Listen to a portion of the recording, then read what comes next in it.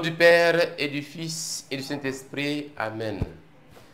Viens, Esprit de sainteté, viens, Esprit de lumière, viens, Esprit de feu, viens, nous t'attendons.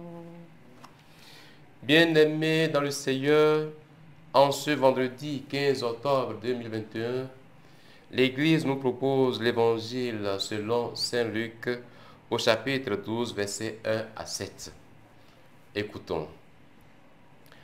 En ce temps-là, comme la foule s'était rassemblée par milliers au point qu'on s'écrasait, Jésus, s'adressant d'abord à ses disciples, se mit à dire: Méfiez-vous du levain des pharisiens, c'est-à-dire de leur hypocrisie.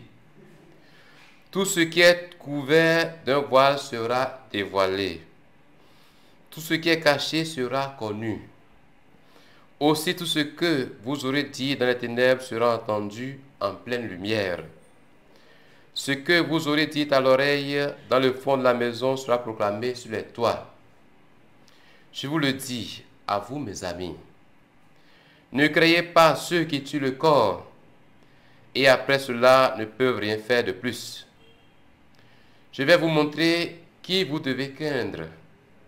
Craignez celui qui, après avoir tué, a le pouvoir d'envoyer dans la géhenne.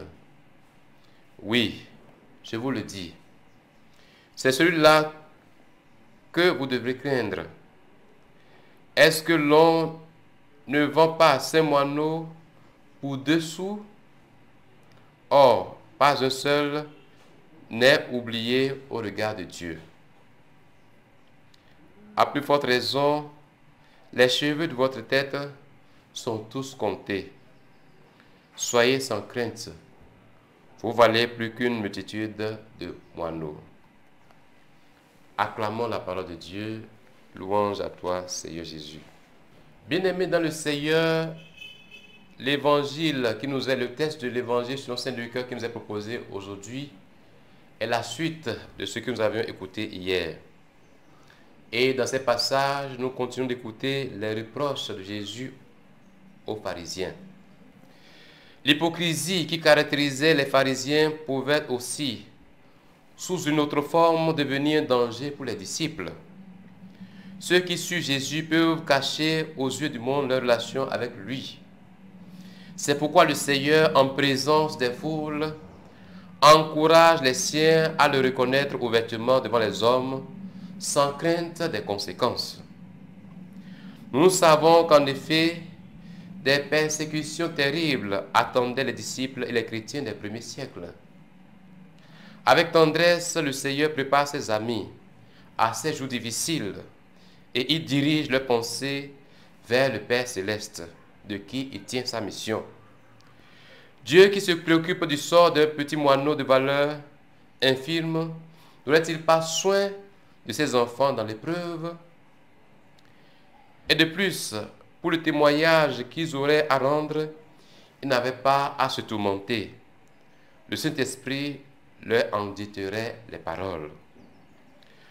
Bien-aimés dans le Seigneur, de nos jours, dans nos pays, nous les croyants, nous ne subissons pas la persécution ouvertement comme dans les premiers siècles. Bien sûr, il y a de nouvelles formes de persécution. Il y a des personnes qui sont rejetées par leur famille parce qu'ils ont embrassé la foi chrétienne. Il y en a qui perdent leur boulot parce qu'ils refusent de collaborer avec les structures du péché, parce qu'ils refusent l'injustice et la corruption, parce qu'ils veulent être cohérents avec leur foi. Nous avons vu pendant ce temps de crise sanitaire de pays où toute la vie sociale est normale et où on a fermé les églises sous prétexte de la crise sanitaire. Ce sont de nouvelles formes de persécution de notre temps. Bref, il y a encore beaucoup qui souffrent aujourd'hui encore à cause d'un style de vie choisi et lié à leur foi. À toutes ces personnes, Jésus dit en ce jour: ne craignez pas ceux qui tuent le corps et après cela ne peuvent rien faire de plus. Bien-aimés dans le Seigneur, demandons aujourd'hui la grâce de nous donner plus de courage, la grâce au Seigneur de nous donner plus de courage pour proclamer son nom toujours et partout. Amen. Au nom du Père et du Fils et du Saint-Esprit. Amen.